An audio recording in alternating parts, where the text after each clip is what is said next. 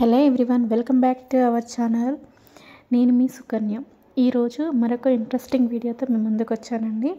అయితే పూజా రూమ్లో ఉండవలసినటువంటి ఒక 3 వస్తువులు ఉన్నాయండి. ఖచ్చితంగా ప్రతి ఒక్కరు పూజా రూమ్లో ఉండాలి. ఆ 3 వస్తువులు అవి అమ్మవారికి, లక్ష్మీదేవిని ఆకర్షించేవి, అమ్మకి ఎంతో ఇష్టమైనటువంటి వస్తువులండి. అవి ఏంటి అనేటువంటిది మనం ఇప్పుడు చూద్దాము. ఈ వస్తువులు పూజా రూమ్లో మనం ఉంచుకున్నట్లయితే లక్ష్మీదేవి మన ఇంట్లో స్థిరంగా ఉంటుంది. అందులో మొదటిది దక్షిణావృత శంఖం అండి. ఇది మనకు ఇలా ఉంటుంది చూడడానికి. ఇది మనం పూజ రూమ్లో పెట్టినప్పుడు కింద ఉండకూడదు. అందుకోసమని మనం దీన్ని బుక్ చేసుకున్నప్పుడు ఇలా స్టాండ్తో పాటుగా బుక్ చేసుకోవాలి. ఇది మొదటిది అండి.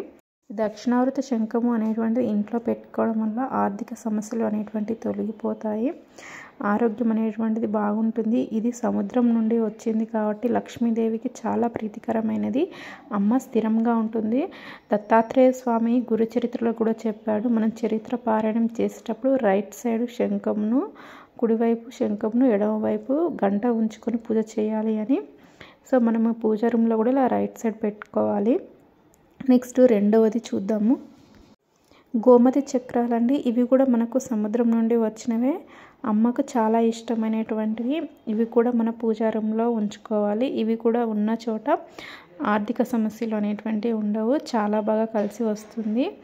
వ్యాపారం చేసుకునే వాళ్ళు కూడా మీ వ్యాపారం మీరు ఎక్కడైతే చేస్తారో మీ యొక్క ఆఫీస్లో ఇవి 1 లేక 5, 9, 11 ఇలా బేసి సంఖ్యలో మీరు పెట్టుకోండి. చాలా బాగా వ్యాపారం అనేటువంటిది కలిసి వస్తుంది.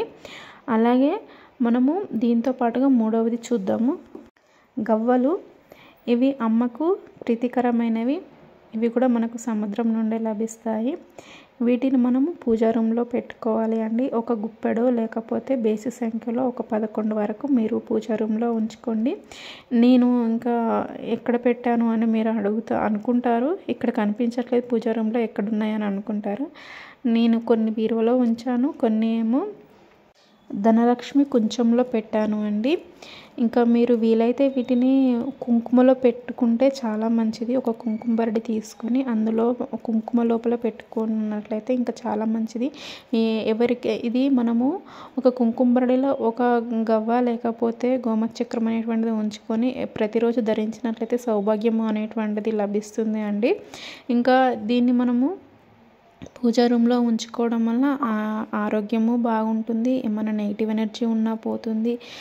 ఇంట్లో మనకు వాస్తుపరంగా ఏమైనా దోషాలు ఉన్నా కూడా ఇవి గోమతి చక్రాలు, గవ్వలు, దక్షిణావృత శంఖం అనేటువంటి పెట్టుకోవడం వల్ల మనకు గ్రహ దోషాలు ఉన్నా కూడా తొలగిపోతాయంట.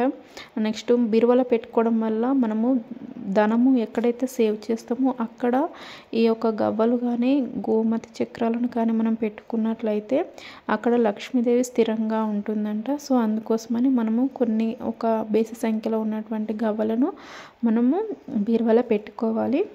అట్లా లక్ష్మీదేవి అనేటువంటిది స్థిరంగా ఉంటుంది. ఇలా అమ్మకు ఇష్టమైనటువంటి ఈ యొక్క 3 వస్తువులను కనుక మనము ఈ మార్గశిర మాసంలో లేదా లక్ష్మీవారంలో తీసుకొచ్చుకొని పూజించుకున్నట్లయితే అమ్మ యొక్క అనుగ్రహం అనేటువంటిది మనకు కలుగుతుంది. ఇవి మొదటగా తెచ్చుకున్నప్పుడు పాలతోటి కడిగి పూజించుకోవాలండి. ఇదండి ఈరోజు వీడియో. మీకు నచ్చినట్లయితే లైక్ చేయండి. మరొక మంచి వీడియోతో మనం మళ్ళీ కలుద్దాం. Thank you for watching.